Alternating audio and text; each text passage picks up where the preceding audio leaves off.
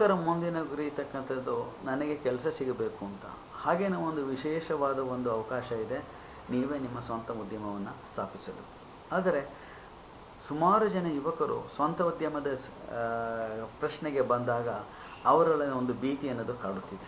ಆ ಭೀತಿ ಏನಪ್ಪ ಅಂತ ಹೇಳಿದ್ರೆ, ನಾನು ಯಶಸ್ವಿ ಆಗಬಲ್ಲನೆ, ನಾನು ಯಶಸ್ವಿ ಆಗದೆ ಇದರಲ್ಲಿ ಸೋತರೆ ನನ್ನ ಮುಂದಿನ ಭವಿಷ್ಯವೇನು ಅಂತ ಹೇಳ್ಬಿಟ್ಟು. ಇದಕ್ಕೆ ಇರತಕ್ಕಂಥ ಸರಳವಾದ ಪರಿಹಾರವೆಂದರೆ, ಯಾವುದೇ ಯುವಕರು ಯಾವುದೇ ಒಂದು ಕೆಲಸದಲ್ಲೂ ಸಹ ನನಗೆ ತಿಳಿದ ಮಟ್ಟಿಗೆ ಅನ್ಸರ್ಟೇನಿಟಿ ಅನ್ನೋದು ಹಾಸೋಹಾಗೆ ಇರುತ್ತದೆ. ಸ್ವಂತ ಉದ್ಯಮ ಸ್ಥಾಪಿಸಲು ಸಹ ಈ ಅನ್ಸರ್ಟೇನಿಟೀಸು ಹಾಸೋಹಾಗಿರುತ್ತದೆ. ಇದರಿಂದ ನೀವು ಆಚೆ ಬರಬೇಕು ಅನ್ನೋದು ಒಂದು ನಿಮ್ಮ ಆಲೋಚನೆ ಆದರೆ, ನೀವು ಮಾಡಬೇಕಾದ ಮೊದಲನೇ ಕೆಲಸ ಅಂತ ಹೇಳಿದ್ರೆ, ಯಾವುದೇ ಆದರೂ ಒಂದು ಸಣ್ಣ ಉದ್ಯಮವನ್ನು ಆರಂಭಿಸಿ. ಈ ಸಣ್ಣ ಅನ್ನೋದೇನಪ್ಪ ಅಂತ ಹೇಳಿದ್ರೆ, ದೊಡ್ಡ ಉದ್ಯಮದ ಮುಂದೆ ರಿಲೇಟಿವ್ ಟರ್ಮ್ ಆಗಿ ಅನ್ವಯಿಸುತ್ತೆ.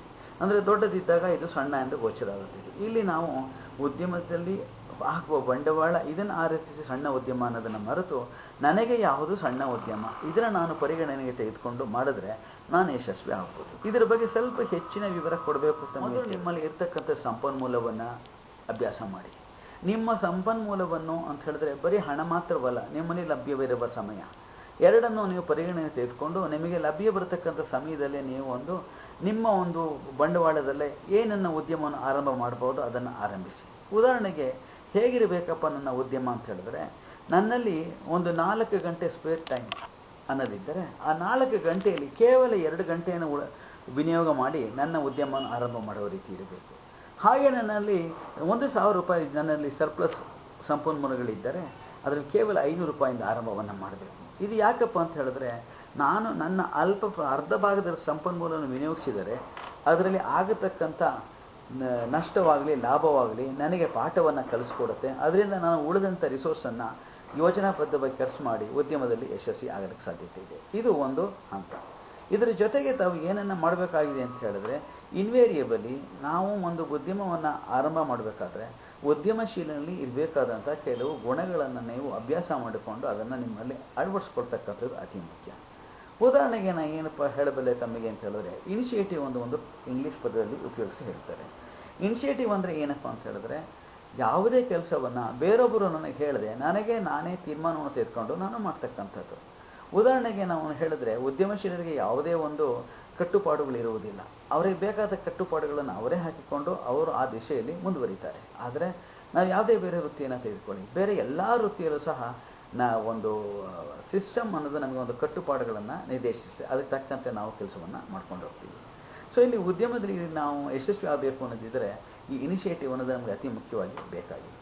ಹಾಗೆಯೇ ಏನಪ್ಪ ಹೇಳ್ತಾರೆ ಅಂತ ಹೇಳಿದ್ರೆ, ಲೆಕ್ಕಾಚಾರದ ಗಂಡಾಂತರವನ್ನು ತೆಗೆದುಕೊಳ್ಳೋದು ಅಂತ ಹೇಳ್ತಾರೆ. ಈ ಲೆಕ್ಕಾಚಾರದ ಗಂಡಾಂತರ ಅಂದರೆ ಏನಿದೆ, ನಾನು ನನ್ನ ಒಂದು ಉದ್ಯಮ ಸಲ್ಲಿಸಿದ್ರೆ ಅದಕ್ಕೆ ಇರ್ತಕ್ಕಂಥ ಗಂಡಾಂತರವನ್ನು ನಾನು ಲೆಕ್ಕ ಹಾಕಿ, ಈ ಗಂಡಾಂತರವನ್ನು ನಾನು ಹೇಗೆ ಧೈರ್ಯವಾಗಿ ಎದುರಿಸಬೇಕು, ಯಾವ ಥರ ಇರಬೇಕು ಅದು ಎದುರಿಸಕ್ಕಂಥದ್ದು ಅಂತ ಹೇಳಿದ್ರೆ ನನಗೆ ಅದರಿಂದ ಯಶಸ್ವಿ ಅನ್ನೋದು ನನಗೆ ಸಿಗಬೇಕು. ಹೀಗೆ ನಾನು ಮಾಡಿಕೊಂಡಾಗ ನಾನು ತೆಗೆದುಕೊಂಡಂಥ ಗಂಡಾಂತರ ಲೆಕ್ಕಾಚಾರದಿಂದ ಕೂಡಿರುತ್ತದೆ.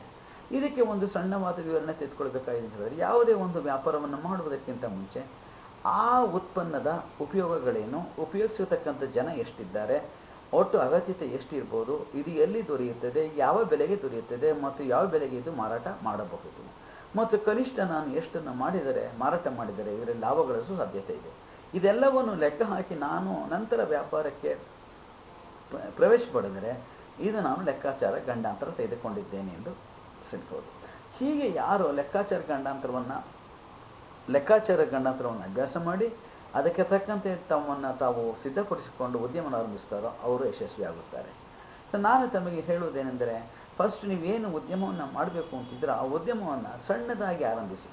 ಬೆಸ್ಟ್ ಅಂತ ಹೇಳಿದ್ರೆ, ಯಾರು ಪ್ರಪ್ರಥಮವಾಗಿ ಉದ್ಯಮಶೀಲತೆ ಅಂತಿದ್ರು ಅವರು ಒಂದು ಸಣ್ಣ ವ್ಯಾಪಾರದಿಂದ ಆರಂಭ ಮಾಡಬೇಕು. ಆದರೆ ವ್ಯಾಪಾರ ಯಾವುದನ್ನು ಮಾಡಿ ಯಾವುದನ್ನು ಉತ್ಪನ್ನ ಮಾಡುವುದಿಲ್ಲ, ಯಾವುದನ್ನು ಅವರು ಅಂತಿಮವಾಗಿ ಉತ್ಪನ್ನ ಮಾಡಬೇಕು ಅಂತಿದ್ದಾರೋ ಅದೇ ಉತ್ಪನ್ನವನ್ನು ಹೊರಗಿನಿಂದ ಖರೀದಿಸಿ ಮಾರಾಟ ಮಾಡಿ ಅನುಭವವನ್ನು ಪಡೆದುಕೊಂಡು ಮುಂದುವರೆದರೆ ಯಶಸ್ಸು ಖಂಡಿತ ನಿಮ್ಮದಾಗುತ್ತದೆ.